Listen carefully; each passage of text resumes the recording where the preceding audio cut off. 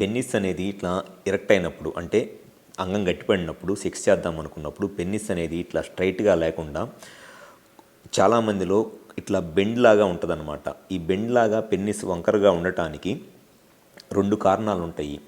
ఒకటి congenital penile curvature అంటారు, రెండోది వచ్చేసి పైరోనిస్ డిసీజ్ అంటారు.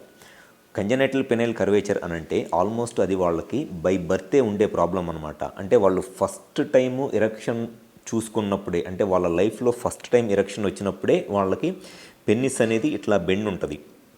అది కంజనైటల్ పెనైల్ కర్వేచర్.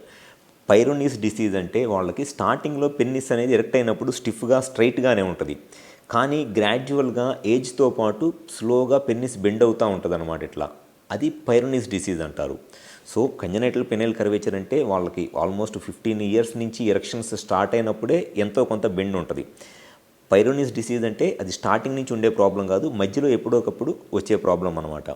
అయితే ఈ కంజనైటల్ పెనైల్ కర్వేచర్ అనేది సెక్షువల్గా ఎప్పుడు ఇబ్బందికరమైద్ది అని అంటే, ఈ పెన్నిస్ బెండ్ అనేది 30 డిగ్రీస్ దాకా ఉన్నప్పుడు సెక్షువల్గా పెద్దగా ఇబ్బంది ఏమీ రాదు. అప్ టు 30 డిగ్రీస్ సెక్షువల్గా కొంత పొజిషన్ మ్యానిపులేషన్తోనో దాంతోనో సెక్స్ని నార్మల్గానే ఎంజాయ్ చేయవచ్చు.